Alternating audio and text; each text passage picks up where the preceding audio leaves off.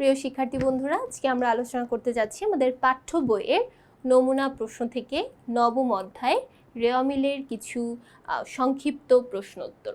তো আজকে আমরা দেখতে পাচ্ছি আমাদের প্রথম প্রশ্নে থাকছে রেওয়ামিল কি, রেওয়ামিল প্রস্তুতের মুখ্য উদ্দেশ্য কি।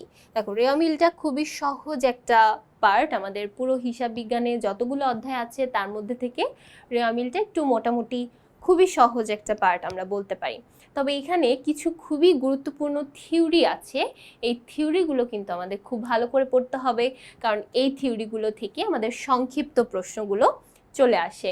যেমন এখানে আমরা দেখতে পাচ্ছি রেওয়ামিল কি সেটা ব্যাখ্যা করতে বলা হয়েছে, আবার রেওয়ামিলটা আমরা কেন প্রস্তুত করি সেই উদ্দেশ্যটা এখানে জানতে চাওয়া হয়েছে। খতিয়ানের হিসাবগুলোর গাণিতিক নির্ভুলতা যাচাই করার জন্য, মোস্ট ইম্পর্টেন্ট লাইন, গাণিতিক নির্ভুলতা বা গাণিতিক শুদ্ধতা যাচাই করার জন্যই মূলত আমরা রেওয়ামিলটা প্রস্তুত করে থাকি। কোনো নির্দিষ্ট দিনে বা পৃথক খাতায় বা কাগজে সকল হিসাবের উদ্বৃত্তগুলোকে ডেবিট এবং ক্রেডিট এই দুই ভাগে বিভক্ত করে যে বিবরণী প্রস্তুত করা হয় তাকে আমরা রেওয়ামিল বলি। তো রেওয়ামিলটা আমরা কেন করে থাকি, এই যে ডেবিট এবং ক্রেডিট দুইটা আলাদা আলাদা করছি, করে আমরা মূলত গাণিতিক শুদ্ধতাটাকেই যাচাই করে থাকি। অর্থাৎ ডেবিট সাইড এবং ক্রেডিট সাইড দুইটা মিল আছে কিনা, বা হিসাবে কোথাও কোনো গরমিল আছে কিনা, কোনোটা বাদ পড়েছে কিনা, এই বিষয়গুলো আমরা রেওয়ামিলের মাধ্যমে কিন্তু ধরে ফেলতে পারি। রেওয়ামিল প্রস্তুতের মুখ্য উদ্দেশ্য হলো জাবেদা এবং খতিয়ানে লেনদেনগুলো সঠিকভাবে লিপিবদ্ধ করা হয়েছে কিনা তা যাচাই করা, যাতে করে নির্ভুলভাবে আর্থিক বিবরণী প্রস্তুত করা যায়। দেখো, রেওয়ামিলের মাধ্যমেই কিন্তু আর্থিক বিবরণী প্রস্তুত করা হয়। রেওয়ামিল করে তারপর সেই উদ্বৃত্তগুলোকে নিয়েই আমরা আর্থিক বিবরণী প্রস্তুত করি। তাহলে রেওয়ামিলটা কেন করে থাকি, এই যে আমরা জাবেদা এবং খতিয়ানের মধ্যে যে উদ্বৃত্তগুলোকে এন্ট্রি করেছি বা উদ্বৃত্তগুলো যেগুলো পেয়েছি, সেই উদ্বৃত্তগুলো সঠিক আছে কিনা, কোথাও কোনো আর্থিক নির্ভুলতা আছে কিনা, কোনো ভুল আছে কিনা, এই বিষয়গুলো জানার জন্যই মূলত আমরা রেওয়ামিল প্রস্তুত করে থাকি। এরপর দেখো, খুবই গুরুত্বপূর্ণ একটা টপিক এখানে দেওয়া আছে, সমন্বিত ক্রয়ের সূত্রটি উদাহরণ সহ ব্যাখ্যা করো। সমন্বিত ক্রয়ের সূত্রটা যদি আমরা একটু প্রথমে দেখি তাহলে আরো বেশি ক্লিয়ার হবে। দেখো, সমন্বিত ক্রয় এটা বের করার জন্য আমাদের কয়েকটা আইটেম লাগে, মূলত তিনটা আইটেমই দরকার পড়ে। প্রথম হচ্ছে প্রারম্ভিক মজুদ পণ্য, এটার সাথে আমরা যোগ করে থাকি নিট ক্রয়। প্রারম্ভিক মজুদ পণ্যের সাথে আমরা যোগ করি নিট ক্রয় এবং এখান থেকে মাইনাস করি সমাপনী মজুদ পণ্য। সমাপনী মজুদ পণ্য, এই হচ্ছে আমাদের মূলত সূত্রটা। দেখো, এখানে প্রথমে আমাদের নিয়ে আসতে হয় প্রারম্ভিক মজুদ পণ্য, এটার সাথে আমাদের যুক্ত করতে হয় বা যোগ করতে হয় নিট ক্রয়, অবশ্যই শুধু ক্রয় নয়, নিট ক্রয়, এবং মাইনাস করে থাকি সমাপনী মজুদ পণ্য। এই নিট ক্রয়টা আবার আমরা বিভিন্নভাবে নির্ণয় করি। যেমন ধরো, যদি কোনো ক্রয় বাদ পড়ে যায়, সেই অলিখিত ক্রয়টাকে আমরা যোগ করে দেই। কোনো ফেরত বা কোনো বার্তা থাকলে সেগুলোকে আমরা বাদ দিয়ে থাকি। তারপরে যদি কোনো বিনামূল্যে পণ্য বিতরণ, পণ্য উত্তোলন এই রিলেটেড কিছু থাকে, পণ্য রিলেটেড কিছু থাকে, সেগুলোকে আমরা মাইনাস করে থাকি। তাহলে এই পুরো সমন্বয়টা করে আমরা অ্যাট লাস্ট যে অ্যান্সারটা পাই সেটাই হলো নিট ক্রয়। এই হচ্ছে আমাদের সম্পূর্ণ সূত্র। এখন এই সূত্রটা ব্যাখ্যা করতে বলা হয়েছে এবং বলা হয়েছে যে এই সূত্রটার আন্ডারে একটা উদাহরণ লেখো। ওকে, তাহলে আমরা একটু ব্যাখ্যাটা দেখি। কোনো নির্দিষ্ট হিসাবকালে মোট যতটুকু পণ্য ব্যবহৃত বা বিক্রি হয়েছে তার মূল্যই হলো সমন্বিত ক্রয়। অর্থাৎ অ্যাকচুয়ালি কতটুকু পণ্য আমরা ব্যবহার করেছি, আমাদের তো কিছু পণ্য ছিল, কিছু পণ্য রয়ে গেছে, অ্যাকচুয়ালি কতটুকু পণ্য আমরা ব্যবহার করেছি সেটা বের করাই হচ্ছে সমন্বিত ক্রয়। তাহলে সমন্বিত ক্রয় সূত্রটা আমরা একটু আগেই দেখলাম, প্রারম্ভিক মজুদ পণ্য যোগ নিট ক্রয় মাইনাস সমাপনী মজুদ পণ্য। সমন্বিত ক্রয়ে প্রারম্ভিক মজুত পণ্যের সাথে নিট ক্রয় যোগ করে সমাপনী মজুত পণ্য বাদ দেওয়া হয়। এ কারণে যখন সমন্বিত ক্রয় আমরা রেওয়া মিলে অন্তর্ভুক্ত করি সেক্ষেত্রে প্রারম্ভিক মজুত পণ্য রেওয়া মিলে অন্তর্ভুক্ত হয় না, কিন্তু সমাপনী মজুত পণ্য রেওয়া মিলে অন্তর্ভুক্ত হয় এবং সেটা ডেবিট কলামে বসে, কারণ সমাপনী মজুত পণ্য এক ধরনের চলতি সম্পদ। এবার দেখো মেইন ইম্পর্টেন্ট যে বিষয়টা সেটা হচ্ছে উদাহরণ। এখানে আমরা একটা উদাহরণ দেওয়ার চেষ্টা করেছি।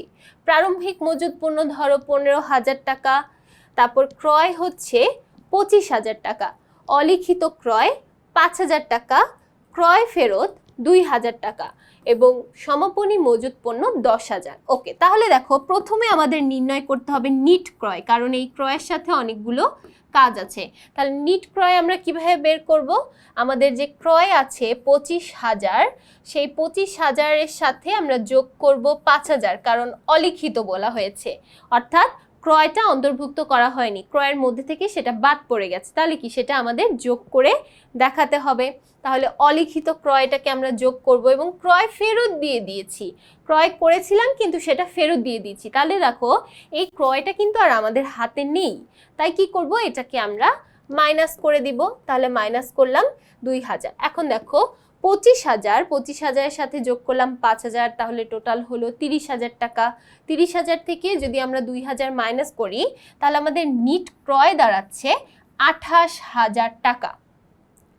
এখন আমরা কি করব? আমাদের সূত্র হচ্ছে প্রারম্ভিক মজুত পণ্য যোগ নিট ক্রয় মাইনাস সমাপনী মজুত পণ্য। তাহলে আমরা সূত্র অনুযায়ী এখন সমন্বিত ক্রয় বের করব, প্রারম্ভিক মজুত পণ্য যোগ নিট ক্রয় মাইনাস সমাপনী মজুত পণ্য। তাহলে দেখো আমাদের অ্যান্সারটা কত দাঁড়াচ্ছে? অ্যান্সারটা দাঁড়াচ্ছে 33,000 টাকা। দেখো চাইলে তোমরা এভাবে ভেঙেও করতে পারো, অথবা এখানে যেমন সরাসরি করা হয়েছে সরাসরিও করতে পারো। তাহলে দেখো যদি আমরা একটু সরাসরি করি, সরাসরি করলে প্রথমে আমরা আনলাম প্রারম্ভিক মজুত পণ্য, এটার সাথে আমাদের যোগ করতে হবে নিট ক্রয়। এখন দেখো নিট ক্রয়টা তো এখানে দেওয়া নেই, এখানে ক্রয় আছে 25,000, ক্রয়ের সাথে আমাদের কিছু সমন্বয় আছে, তাই সমন্বয়টা আমরা এই ব্র্যাকেটের আন্ডারে রাখবো। তাহলে 25,000, এটার সাথে আমাদের যোগ হবে 5,000 এবং বিয়োগ হবে 2,000। এই এতটুকু অংশকে আমরা বলছি নিট ক্রয়, এবং এই যে 15,000 এটাকে আমরা বলছি প্রারম্ভিক মজুত পণ্য। এবার এখান থেকে আমাদের বাদ দিতে হবে 10,000 টাকা। তাহলে দেখো প্রারম্ভিক মজুত পণ্য যোগ নিট ক্রয় মাইনাস সমাপনী মজুত পণ্য, এই অংশটা হচ্ছে সমাপনী মজুত পণ্য। তাহলে এই পুরোটা যদি আমরা একত্রে ক্যালকুলেশন করি আমাদের অ্যান্সারটা দাঁড়াবে 33,000 টাকা। আশা করছি প্রত্যেকেই উদাহরণটা বুঝতে পেরেছো। এরপর চলে যাচ্ছি পরবর্তী প্রশ্নে।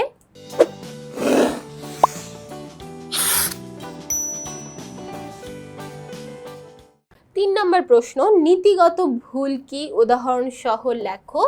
খুবই গুরুত্বপূর্ণ একটা প্রশ্ন।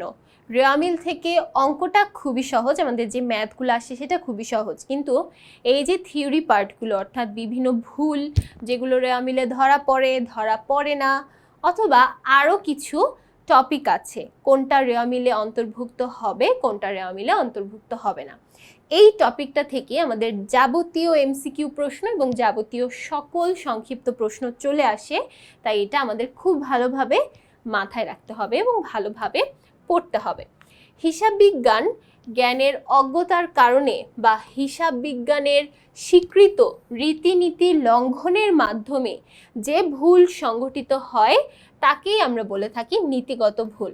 অর্থাৎ হিসাব বিজ্ঞানের আমাদের যে নীতিগুলো আছে বা যে রুলসগুলো আছে, ধরো কোনো একটা এন্ট্রির মধ্যে আমরা কোনো একটা রুলসের লঙ্ঘন করেছি বা কোনো একটা রুলস ফলো করিনি, সেই আনফলোয়ার্সের জন্য আমাদের যে ভুলটা হবে সেটাই হচ্ছে নীতিগত ভুল। মূলধন জাতীয় ব্যয়কে মুনাফা জাতীয় এবং মুনাফা জাতীয় ব্যয়কে মূলধন জাতীয় ব্যয় হিসাবে লিপিবদ্ধকরণের মাধ্যমে নীতিগত ভুল হয়। আমরা মূলধন জাতীয় ব্যয় কি মুনাফা জাতীয় ব্যয় কি এটা আমরা সকলেই জানি।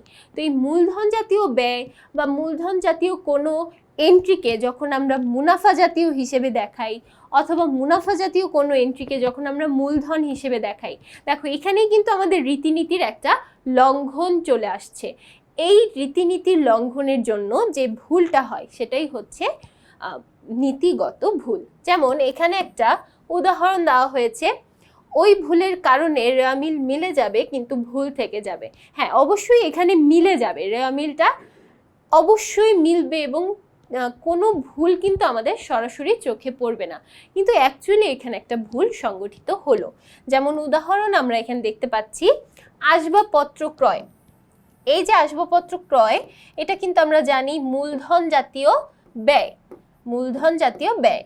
কিন্তু এই আসবাবপত্র ক্রয়কে যদি আমরা ক্রয় হিসাবে অন্তর্ভুক্ত করি, ক্রয় হিসাব হলো মুনাফা জাতীয় ব্যয়, তাহলে দেখো মূলধন জাতীয় ব্যয়কে আমরা যদি মুনাফা জাতীয় ব্যয় হিসেবে লিখে ফেলি, এটা কি আমাদের বলা হচ্ছে নীতিগত ভুল।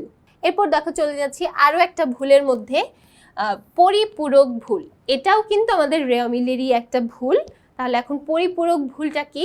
যখন একটি ভুল অন্য একটি ভুলের মাধ্যমে স্বয়ংক্রিয়ভাবে সংশোধন বা কাটাকাটি হয়ে যায়, তখন তাকে পরিপূরক ভুল বলা হয়। মনে করো তুমি একটা ভুল করেছো, এখন সেই ভুলটাকে সংশোধন করার জন্য ইচ্ছে করে যদি আরও একটা ভুল তুমি করে ফেলো, সেটাকেই বলা হচ্ছে পরিপূরক ভুল। তো একটা ভুল হয়েছে, ওইটাকে সংশোধন করার জন্য আরেকটা ভুল করা হলো। এখানে অবশ্যই রেওয়া মিলটা মিলে যাবে, তবে অ্যাকচুয়ালি কিন্তু এখানে একটা ভুল হয়েছে, সেটা পরবর্তীতে ধরা পড়লেও পড়তে পারে, তবে এখানে রেওয়া মিলটা মিলে যাবে। যখন রেওয়া মিল মিলে যায় আমরা কিন্তু সরাসরি কোনো ভুল ধরতে পারি না, যদি না সেটাকে খুব ভালোভাবে যাচাই বাছাই করি। অর্থাৎ হিসাব রক্ষকের অজ্ঞতাসারে একটি ভুল অন্য একটি ভুল দাখিলার দ্বারা উভয় দিকে সমান হয়ে গেলে তাকে স্বয়ং সংশোধক বা পরিপূরক ভুল বলে। দেখো স্বয়ং সংশোধক, এটারই আরেকটা নাম হচ্ছে পরিপূরক ভুল। তো এখানে একটা উদাহরণের মাধ্যমে আমরা বুঝিয়ে দেওয়ার চেষ্টা করছি। দেখো এখানে বলছে রহিমের কাছ থেকে 5,000 টাকা পাওয়া গেল, তার হিসাবে ভুল করে 500 টাকা লেখা হলো। ধরো কোনো কারণে 5,000 টাকার জায়গায় তুমি 500 টাকা লিখে ফেলেছো। এখন কি করবে? করিমকে 5,000 টাকা দেওয়া হলো, কিন্তু তার হিসাবেও 500 টাকা লেখা হলো। তাহলে দেখো একটা জায়গায় তুমি 5,000-এর জায়গায় 500 টাকা লিখে ফেলেছো। সো আরেকটা জায়গাতেও কি করবে? 5,000-এর জায়গায় 500 টাকা লিখে ফেললে। ধরো একটা জায়গা থেকে তুমি পেয়েছো 5,000 টাকা, কিন্তু লিখেছো 500 টাকা। তো যখন তুমি আরেকজনকে সেটা দিতে যাবে, সেক্ষেত্রে 5,000-এর জায়গায় যদি আমরা 500 টাকা লিখি, তাহলে দেখো দুইটা ভুল অ্যাডজাস্ট হয়ে গেল। তাহলে এই যে একটা ভুল করার জন্য আরেকটা ভুলের মাধ্যমে সেটাকে সংশোধন করে দেওয়া হলো, এটাকে আমরা বলছি পরিপূরক ভুল। এরপর চলে যাচ্ছি 5 নং প্রশ্ন, অনিশ্চিত হিসাব কি? অনিশ্চিত হিসাব আমরা মাঝে মাঝেই লিখে থাকি যখন আমরা রেওয়া মিল করি, এবং রেওয়া মিল ধরো লাস্টে গিয়ে মিলল না, তো লাস্টে মেলানোর জন্য আমরা যে হিসাবটা ইউজ করি সেটাই হচ্ছে অনিশ্চিত হিসাব। তাহলে এটা আমরা কিভাবে ব্যাখ্যাটা লিখবো আমরা একটু দেখি। হিসাব বিজ্ঞানে অনিশ্চিত হিসাব হলো একটি সাময়িক হিসাব, অর্থাৎ অল্প কিছু সময়ের জন্য, এটা যে কন্টিনিউয়াসলি থেকে যাবে সেটা কিন্তু না। সাময়িক সময়ের জন্য আমরা যাতে রেওয়া মিলটা মিলিয়ে রাখতে পারি বা সাময়িক সময়ের জন্য হিসাবটাকে মেলানোর জন্য আমরা যে হিসাবটা ইউজ করি সেটা হচ্ছে সাময়িক হিসাব, যা রেওয়া মিলের দুই দিক অর্থাৎ ডেবিট এবং ক্রেডিট দিক সমান করার জন্য ব্যবহৃত হয়। দেখো আমরা একদম ফ্লুয়েন্টলি এখানে বলতে পারি যে এই হিসাবটা কি, আমরা বুঝতে পারি, কিন্তু কিভাবে লিখব সেই ভাষাটা কিন্তু খুবই গুরুত্বপূর্ণ। এখানে বলছে অনিশ্চিত হিসাব হচ্ছে অ্যাকচুয়ালি একটা সাময়িক হিসাব বা স্বল্প সময়ের জন্য যেটা আমরা ব্যবহার করে থাকি, যেটা আমরা ডেবিট এবং ক্রেডিট এই দুইটা দিক সমান করার জন্য বা মেলানোর জন্য ব্যবহার করে থাকি। অর্থাৎ রেওয়া মিলের দুই পার্শ্ব সমান করার জন্য সাময়িকভাবে যে হিসাব খোলা হয় তাকে অনিশ্চিত হিসাব বলে। রেওয়া মিলে ভুল ত্রুটি থাকলে রেওয়া মিলের ভুল খুঁজে বের না করতে পারার কারণে আর্থিক বিবরণী প্রস্তুত বিলম্বিত হতে পারে। অর্থাৎ ধরো কোনো কারণে রেওয়ামিল ভুল হলো, কিন্তু কোন কারণে রেওয়ামিলটা ভুল হয়েছে সেটা আমরা এখনই খুঁজে বের করে ফেলতে পারছি না। তো ধরো এই যে ভুলটা খুঁজতে গেলেও কিন্তু আমাদের অনেকটা সময় ওয়েস্ট হবে। তো সেই সময় ওয়েস্ট করলে কিন্তু আবার আমরা আর্থিক বিবরণী প্রস্তুতকরণের ক্ষেত্রেও কিন্তু আমাদের সময়টা ওয়েস্ট হবে। তাই যাতে সময়টা ওয়েস্ট না হয় সেই জন্য আমরা অনিশ্চিত হিসাবের মাধ্যমে প্রথমে প্রাথমিকভাবে বা সাময়িকভাবে আমাদের হিসাব ক্লোজ করে আর্থিক বিবরণীটা প্রস্তুত করে থাকি। ফলে সাময়িক সময়ের জন্য অনিশ্চিত হিসাবের মাধ্যমে রেওয়ামিলের দুই পার্শ্ব মিল করা হয় যাতে আর্থিক বিবরণী যথাসময়ে প্রস্তুত করা যায়। এবং এই আর্থিক বিবরণী প্রস্তুত করার সময় মূলত আমাদের এই ভুলগুলো চোখে পড়ে বা ভুলগুলো আমাদের বেশিরভাগ ক্ষেত্রে সংশোধন করার মতো যোগ্য হয়। তাহলে দেখো এই ছিল আমাদের রেওয়ামিলের অধ্যায় থেকে অর্থাৎ নবম অধ্যায়ের কিছু সংক্ষিপ্ত প্রশ্ন উত্তর। আশা করছি প্রত্যেকটা প্রশ্নই সবাই খুব ভালোভাবে বুঝতে পেরেছো। তো পরবর্তী পর্বগুলো দেখার জন্য সবাইকে আমন্ত্রণ জানিয়ে আজকে এখানেই শেষ করছি। সবাইকে ধন্যবাদ।